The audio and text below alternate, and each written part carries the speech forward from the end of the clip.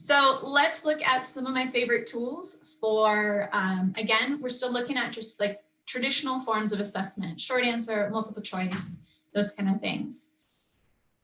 These all come with that culture and that background of we're assuming students have bought in to the academic honesty piece. We assume that students aren't feeling the pressure to cheat because they know they can redo things, and we're giving them some trust and we're giving them some leeway to be able to honestly take these assessments online. This is going to be a little hands-on portion. We do have 200 people here, so let's see how it goes with 200 people, but I always like to do some hands-on learning. If you don't want to do the hands-on piece, feel free to just watch and sort of wait until everybody else is done, but it's always more fun to do it yourself. So the first tool, Google Forms. I think a lot of you are probably really familiar with Google Forms, but there are a couple great little tricks that I like to use to make Google Forms especially effective. So what I'm going to do now is open up this Google Forms quiz. I am going to drop it for you in the chat box, and I want everybody to fill out the quiz. You don't have to put your name if you don't want to. I just do that as a best practice. There's 3 questions. You're going to fill out randomly your answers. Try to get at least one question wrong. I don't usually say that to students, but I want you to see what happens when you get a question wrong, and then submit that form. Once you do that, come back. Actually, don't do anything yet. So once you do that, just come back to the Zoom and wait. Here we go, chat box. I can do it. All panelists and attendees. It is all capital quiz. Here we go. The quiz is just been dropped in the chat box. Go ahead and click that link. Fill out those 3 questions randomly. Try to get one wrong, and then come back to the Zoom.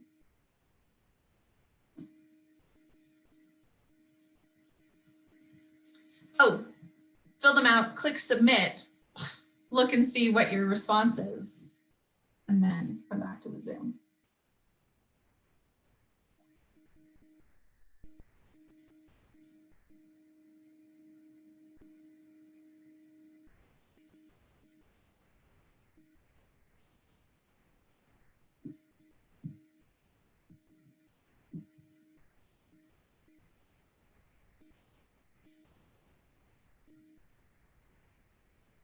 Michelle knows what I'm talking about. All right, if you have filled out the quiz, submitted, and clicked that view score button, come back to the Zoom and type done in the chat box so I know you are done and you're ready to move on.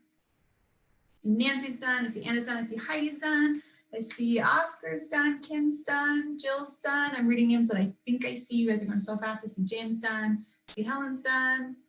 I see Janet had something today. She loves the embedded feedback in Google Forms. Great. Real time, exactly what I was about to say.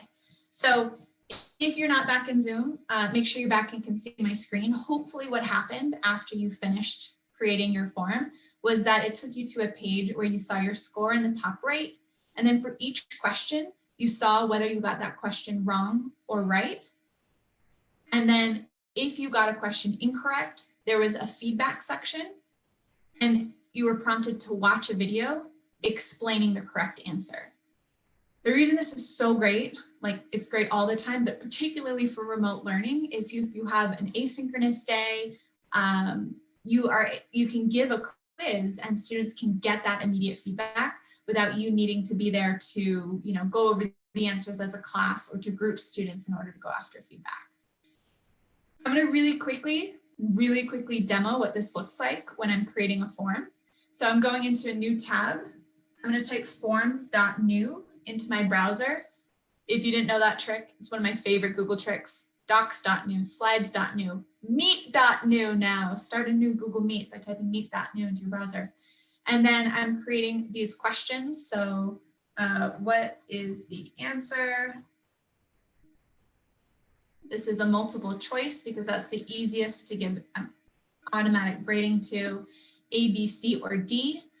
The one key to making sure you turn a regular form into a quiz is to go up into your settings, this cogwheel up in your top right-hand corner, Then the third tab over, you see these 3 tabs at the top, general, presentation, quizzes.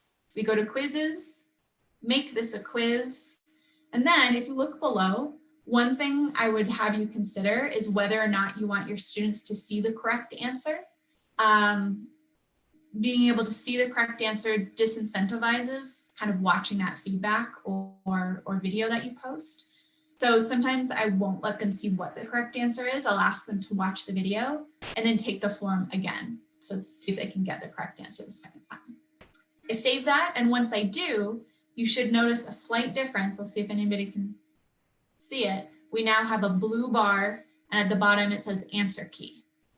So with the answer key, I assign it a point value, 10 points. The correct answer is B. You can see it's highlighted green with a check mark. And right below it, I say add answer feedback. 2 options. What do I want people to see if they get the incorrect answer? What do I want them to see if they get the correct answer? Now, I used to just do like a smiley face or like, good job, you got it correct. Really great idea from somebody who was in a training once who says, I give them extension questions. So if they got it correct, I'll link to, you know, a challenge question or something for them to pursue. For incorrect answers, I almost always say, watch this, and the 2 links below can either link to a video, an article, a lesson that you've given in the past, or our universal sign for video allows you to search directly within YouTube from your form.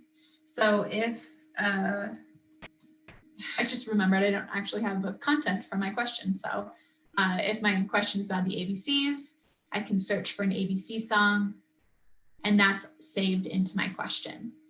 Now we have feedback for correct answers, for incorrect answers, done, and so on and so forth with all your questions. That was really quick. Typically, if we had more time, I would have you go and do that hands-on, but you will get a video recording of the session. So if you want to go back and follow along step by step, that will be there for you. We love Google Forms. I like to mention Google Classroom Question as well, just for those of you who are using it as your LMS. It gives you, that short answer or multiple choice style question of a Google form directly within the platform. And the real benefit here is if you are doing a short answer question, there's an option for students to see each other's responses and learn from one another. So I almost always check that on. I don't know why we wouldn't want students to learn from each other. Like, leave that on, leave the check mark on that says students can edit answers. Yes, submit your answer, read your classmates, and if you think theirs is better than yours, change yours, because that's learning, right? That process of redoing and revising is learning. My next favorite tool is called Formative. This is a great tool for summative assessment for a couple of reasons. The platform is really similar to a lot of other common ed tech tools today, in that a couple nice things. One, it has single sign-on. Oh, except for I'm in an incognito window, so I don't have single sign-on. And there is a library within GoFormative that allows you to search for different assessments that other teachers have already created. I'm always a big fan of not reinventing the wheel. If other teachers have done excellent work that they're willing to share, use that. So here we have a 4th grade ELA teacher who has a formative about main idea and supporting details. You could go and use this whole assessment with your students, or you could just select individual questions that you want to add to the own assessment that you are giving. A couple other nice things about it. Formative, really getting defeated by my incognito window here. It gives you a dashboard where you can see all of your students live in real time. So as your students take that exam online, you'll see their progress. If it's multiple choice auto graded, you'll see which questions they're getting wrong, which kind of questions they're getting right, even which questions they've skipped, which was really helpful for me in the classroom. Some of my students would finish really early. I check the formative dashboard and see, oh, they actually actually skipped like 10 questions. So I could go over to that student and say, hey, let's log back in. And it looks like you have all these questions that you still need to do, which is sometimes information that we don't typically get until afterwards when we're grading and it's too late to have them, go back and do it. The other great thing about Formative when we're talking about digital assessment in this age of remote learning is their short answer response has a copy and paste detector. So it's like a little plagiarism detector built right into the platform. If the students has used the paste function, it will give you that little exclamation mark and indicate, hey, this part of this response has been copied and pasted. So you get that immediate response. I tend to tell my students that this is a feature of Go Formative. I don't like to police them, but they just know that, hey, don't search things on Google because I'll see and tell them that there's a little plagiarism detector built in. All right. The next tool and our next little hands-on section is quizzes. Quizzes is one of several online game-based sort of review style platforms. Others that you might use and love are Kahoot or Gimkit, and quizzes all sort of are within the same family. Each has its certain benefits. The reason why I like to use a game-based assessment model like quizzes is because it's so fast-paced that students don't typically have the time to stop and look up answers because they're racing a clock. So you're getting more like gut reaction responses, and that tends to be a little bit more authentic. These are usually really low stakes too, right? We're just playing it for practice during a class. And it's great, formative, authentic data for your students. And ultimately, that's really what assessment is for, right? It's for us to understand what our students know and what they need to learn.